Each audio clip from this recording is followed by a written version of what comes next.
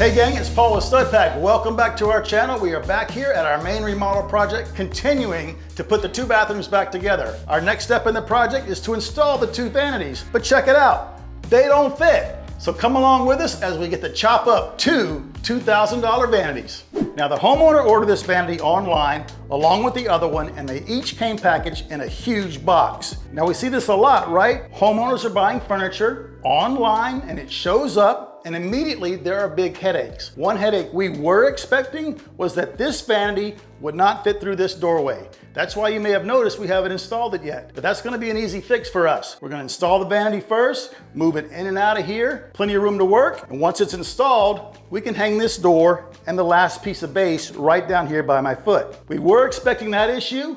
What we weren't expecting was all the issues in the back. All right, let's check it out and see what we're up against. The first thing I noticed, look how close the bottom of the sink is to this shelf. This is the tailpiece that came with our faucet.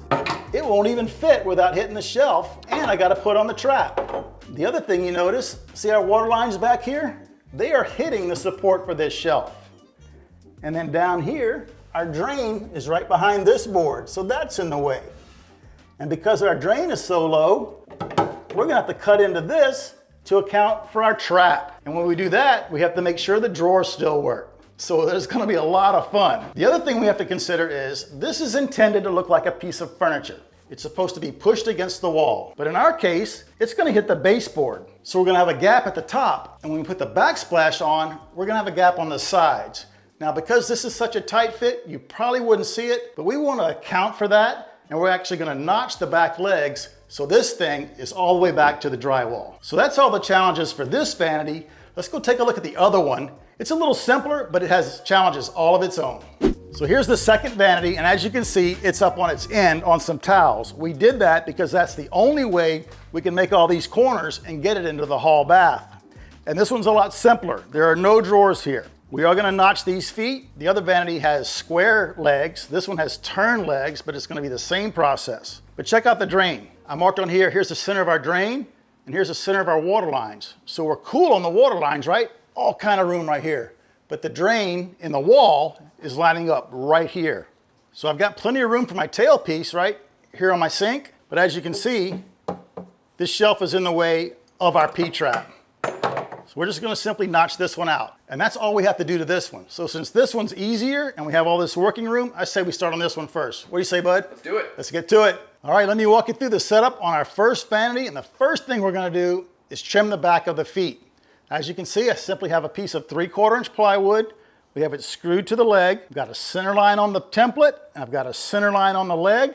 We simply align those.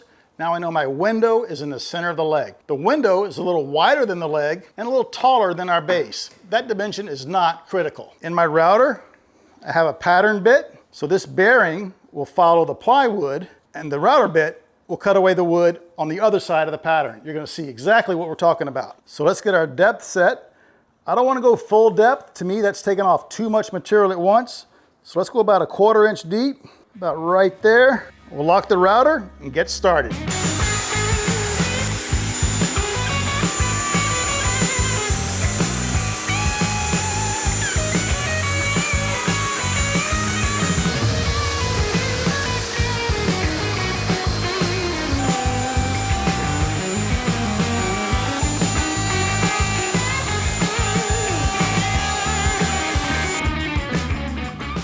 There we go, guys, nice and quick, and look how nice that's gonna look when that baseboard is there. You never know when somebody's gonna lay on that bathroom floor, look under the vanity, and make sure we got a nice tight joint there, right?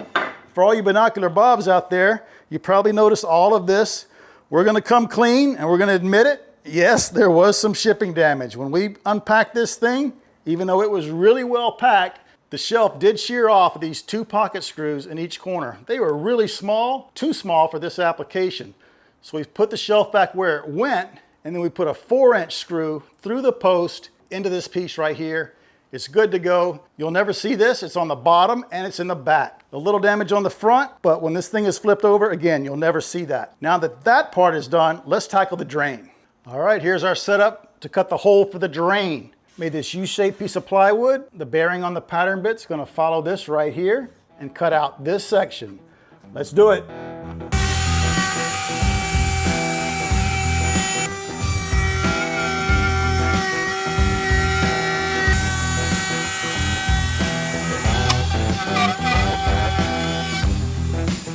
There we go, gang. A nice, perfect cut. A lot better than using a jigsaw or a oscillating tool. You noticed I was cutting full depth. This is a brand new bit and it's cutting through this soft plywood very well. But I don't want to do that here, because if I cut this side and then cut this side, now this is going to come loose, and the last thing I want is this big piece of wood loose when I got a spinning router bit in there. So what I'm going to do, I'm going to take my jigsaw, cut this out, and clean up the edges with our template.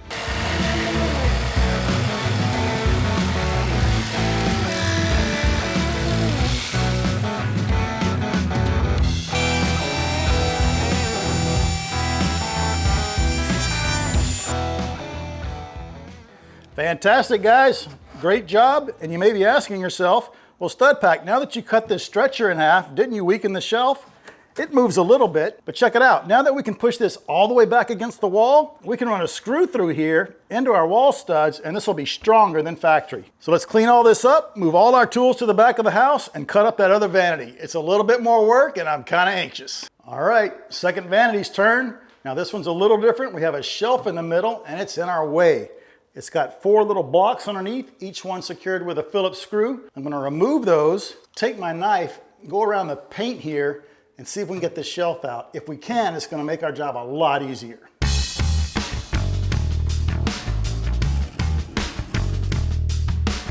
All right, let's see what happens. I got my dead blow hammer.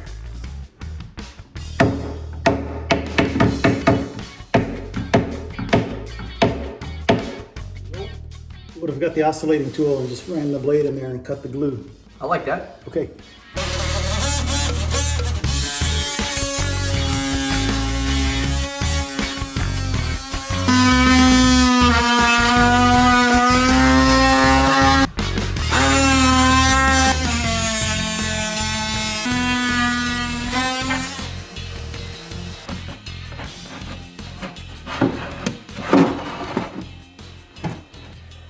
What a pain. We got the shelf out, and that was kind of a pain. So we're gonna get our orbital sander.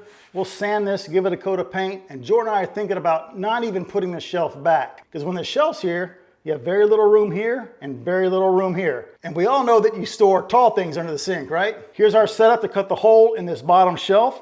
And we need that hole for the P-trap to sit down into, because our tail piece needs to go through right here. Plywood template, just like we talked about before. We got it screwed in through the back. Let's get our router and cut this out.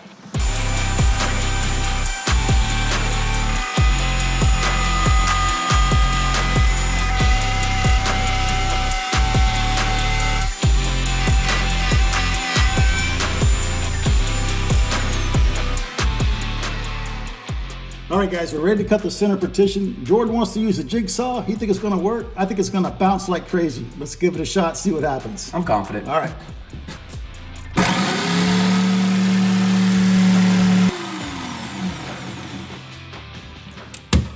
All right, buddy. Let me hear it. I was having to hold it pretty strong, but you were right.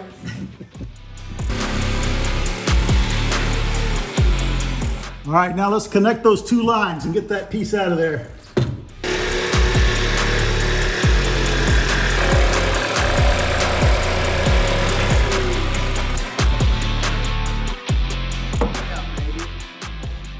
All right, the hole for the P-trap is done. It looks really good. We have 2 more steps. First thing, let's make room for our baseboard so we can push this unit all the way back against the wall. You'll notice we laid it down on its front, and to keep all the drawers and doors from opening, we taped them all shut with blue tape. We're gonna use our Festool track saw, and I have to rip this because it will hit the baseboard also. So we're gonna make 1 cut all the way across, route out the back of this leg, route out the back of this leg, and we'll be done.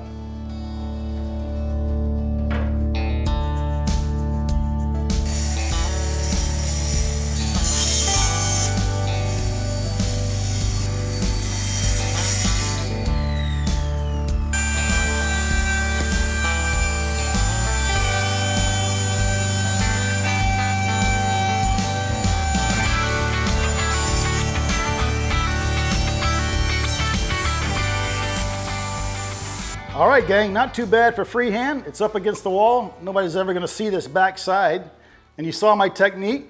I was holding the router like this, holding pressure down with my left hand and pivoting with my right, working my way back to the kerf line we made with our track saw. Speaking of the track saw, we then got our track, put it on our feet across here to represent the floor, then measured up from that to the center of our drain.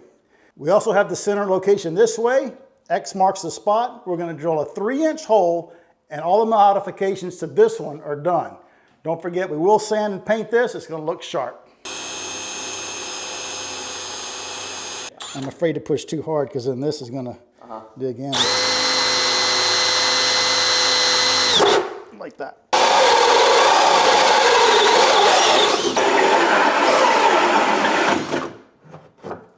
She is done.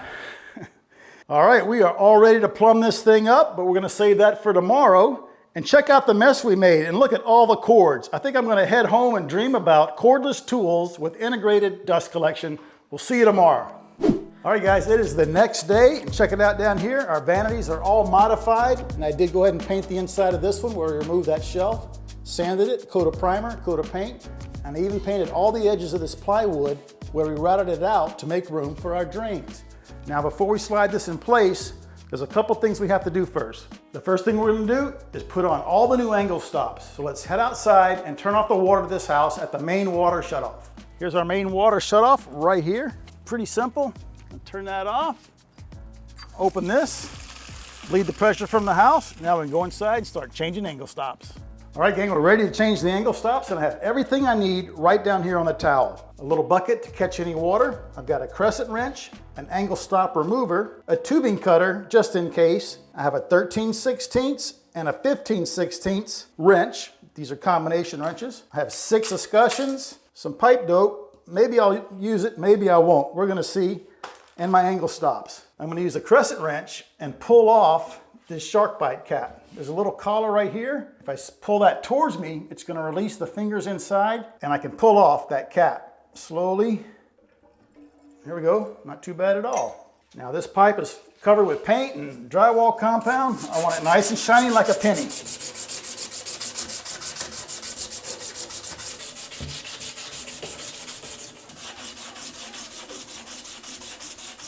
Now that that's clean, we'll slide on our escutcheon. They're usually not this difficult. This pipe's all banged up. You see these little spots in it, Jordan, where the emery paper didn't clean it? Yeah. That's where it got like banged up with a wrench or something. Maybe they were trying to straighten it as it came out of the wall, but I'm almost there. There. And I simply use these 2 wrenches to tighten them.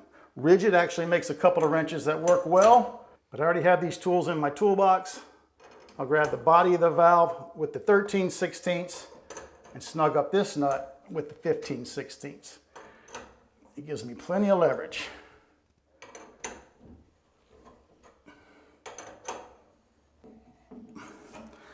That's all I'm going to go for now because we're probably going to adjust this later when we install the vanity.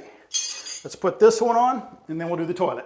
All right, these 2 are done. And this exposed copper here, that's going to be fine because it's in the vanity, right? But over here at the toilet, you're actually going to see it when you're in the shower. And there's a lot of chrome details in here, and we'd rather not have that copper showing. So there's this little kit. It's called a sweat cover sleeve and flange kit. It's made by Mountain Plumbing Products, and there's the model number. They come in different colors depending on the finish for your bathroom. So this sleeve is made to go over the copper and into an escutcheon and completely cover all that. It's going to look fantastic. We're having a couple of problems. Number one, the escutcheon's too big. It's hitting our baseboard. So we're simply going to go outside to the wet saw and chop it off. I think we just need to remove about 5/16 of an inch of it. And we can come back in here, slide the escutcheon on, and try to get this on. The wet saw worked great cutting this thin metal escutcheon. That's about the only way I know to do it without damaging this or risk cutting your fingers off. It's gonna be perfect. We have to slide this on there, and it's not going very easily. Just like the copper on the other side was all bent up, so is this one. So what we're gonna do, we're gonna tap that on and then cut off the excess, leaving 1 inch of this copper exposed to put on our angle stop. That's the plan anyway. Let's see if we can pull it off. I told you it would go. Come on. So close. Get it harder. There you go, Dad. There you go, Dad. Hit it harder. Much better. All right, you can already tell how much nicer that's gonna look, huh? Yeah. And these are actually pretty easy to put on. It's just our pipe's bent a little bit and we're struggling, but we're gonna get it done. Now, obviously I have to cut this off, leaving a little bit of the copper exposed to put our angle stop on. And I already know how much I need. I made a mark right there. Let's cut it off, and I think we'll be good to go, man. I'm just gonna go real slowly with this because I don't want to cut the copper, but I don't think I'm in much danger doing that anyway.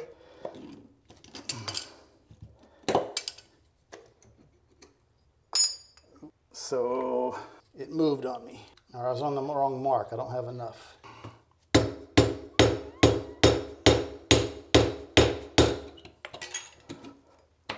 All right, guys, that looks incredible. That was a little bit of work, right? Just to cover up that copper, but it was worth it. Let's get our stuff, move to the other bathroom, get that one done. All right, we're in the other bathroom, and I'm gonna walk Jordan through these, and he's gonna do them. That's true. You ready, bud? Yeah. I don't think you need to walk me through it. Just you gotta you know what to do. just tap the brakes if something starts All right. going wrong. There you go. Perfect. That's why we got the towel. Right. Cool. Now we'll clean it up. Yep. I got you some new emery cloth. We could probably get away with just doing the end, but whatever you want to do. Man, why'd you have to get paint all over these, dude? I'm cool with that. All right. Clean it off. Yeah, I was looking for that. Yep. All right, now slide the escutcheon on. Mm-hmm.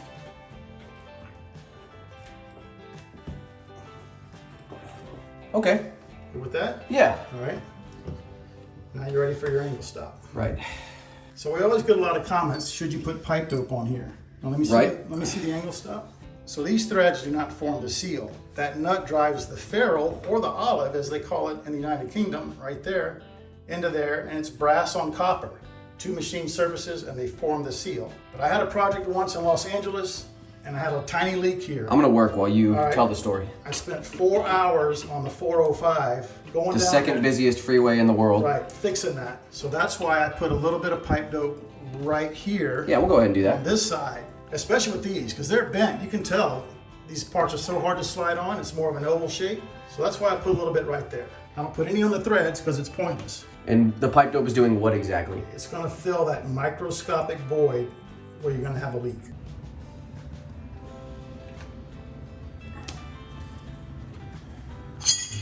I know you're all the way in. Just make sure they're pushed all the way down. There's a stop. Make sure one's pushed all the way down. The valve's all the way on. I know you're already there. Oh, Yep, yeah. I saw you do it. So tighten it up.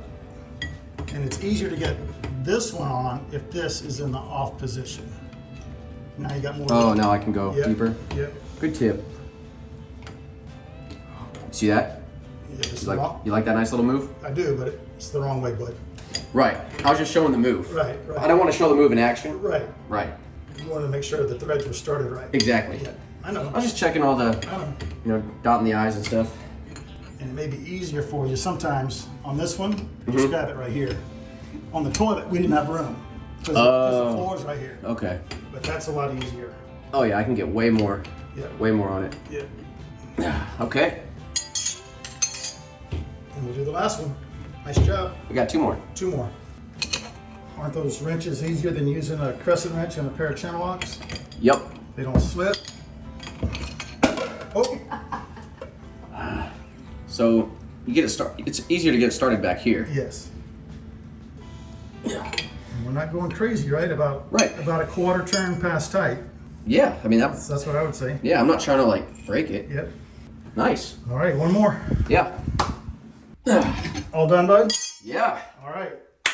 I already checked all these. Okay. They're all off. I'm gonna go outside, turn the water on, and you holler if we got any leaks. I can do that. All right. All right, all 6 angle stops are installed, no leaks. Good job, bud. Now, our next step is to caulk the baseboard. We got a lot of comments in the last video. Do we caulk the seam between the baseboard and the tile? Yes, we do. The reason we didn't do it in the last video is because I needed to paint all the baseboard. The caulk for me is the last thing we do because I use 100% silicone and you can't paint it. So here's what I got. It's color matched to the grout we use. Remember that Arctic white, Jordan? There we go right there. And 100% silicone. If it says siliconized acrylic, latex, cleans up with water, I don't use it. It's gonna mold and mildew eventually, but 100% silicone, you'll never have any problems. And I use denatured alcohol to clean the joint. And it's pretty simple. Let's start right here. I actually did the section behind Jordan. You can already tell how nice that looks. It just makes it seamless and it's beautiful. Let's do this right here, and then we are about ready to install some vanities. That was nice. And this is also something you want to do at the end of the day, because if you try to come in here and work after you do this, you're going to kick something into this wet silicone and you're going to ruin your nice smooth bead you just put down. I got a nice clean rag. It's t-shirt material. Just going to dampen it where my finger is with some denatured alcohol and check it out. Look what a great job that does. All right, buddy, let's finish this and we are ready to install some vanities.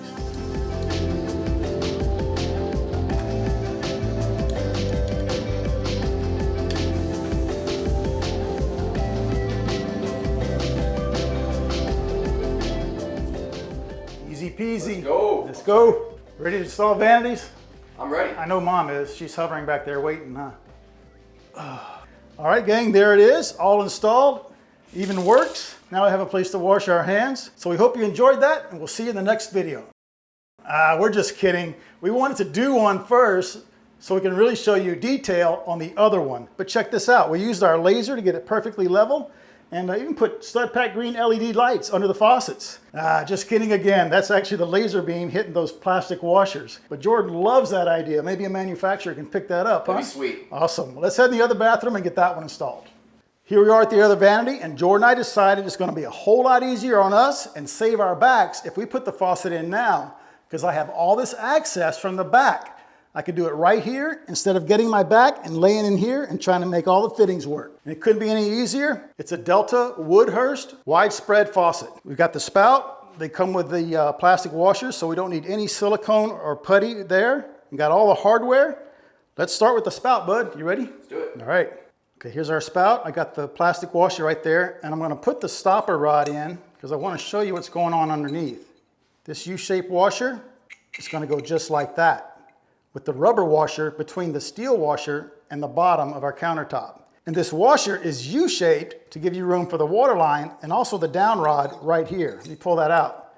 If you move that washer over there, now the down rod is going to hit the washer. So we learned that on the first one. I'm going to pull all that off, get the washer in there. You see that step?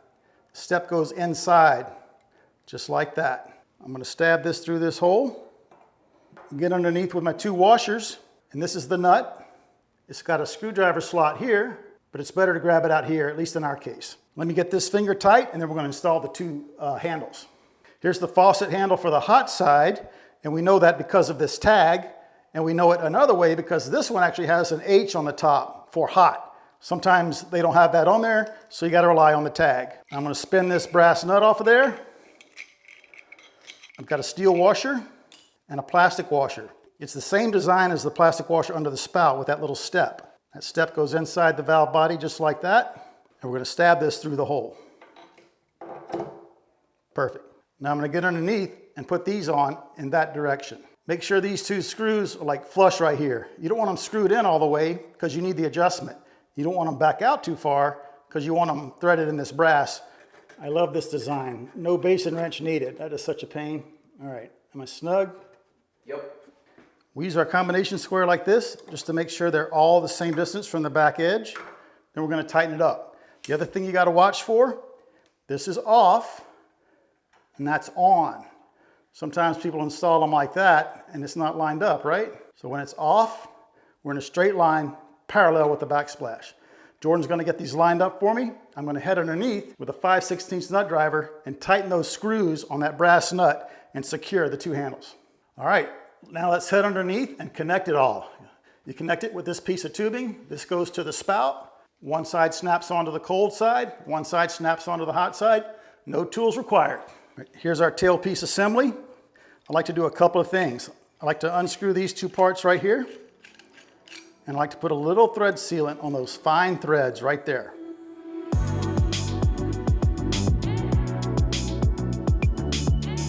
Screw that back together. We'll clean it with a paper towel. All right, the other thing I like to do, I like to put a little thread sealant on top of this washer because sometimes the bottom of these bowls are irregular, right? And I found that if I put a little pipe thread sealant right on top of here, it'll make up for any irregularity. It's a lot easier to do it right now than it is under the sink. Cool. Now our last step before we install it is to get the flange that goes right here. And we're going to put some plumber's putty under there and we're ready to assemble.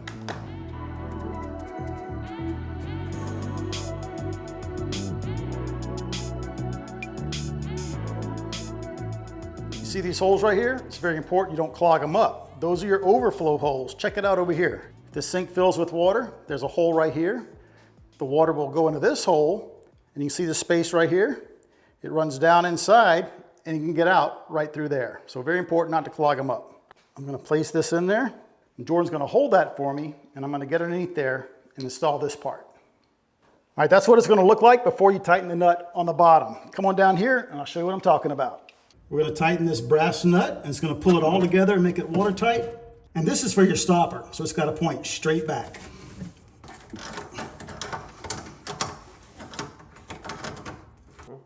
Now this extra putty, it'll just pull right off, just like that, and you're ready to go. This stuff does not need to harden or set up anything like that before you turn the water on. It is ready to use.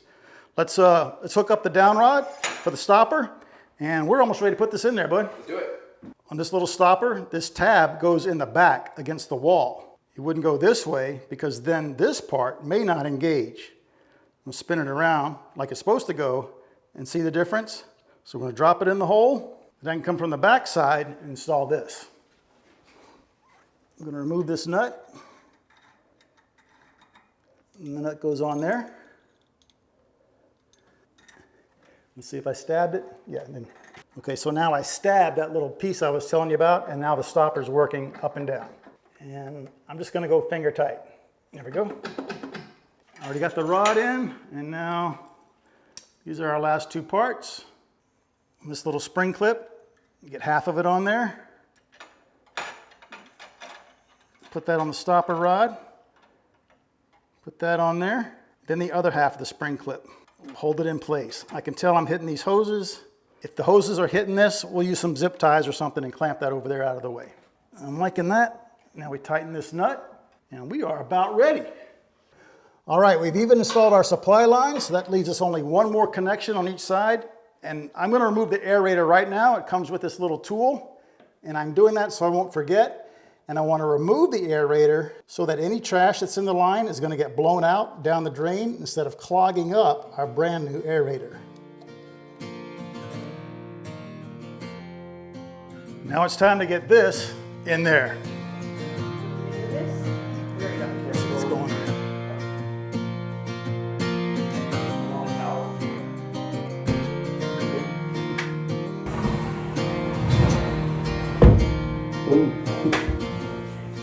All right, we're perfectly centered on the wall. Now let's open the doors and see if that 3-inch hole we drilled for the drain lines up.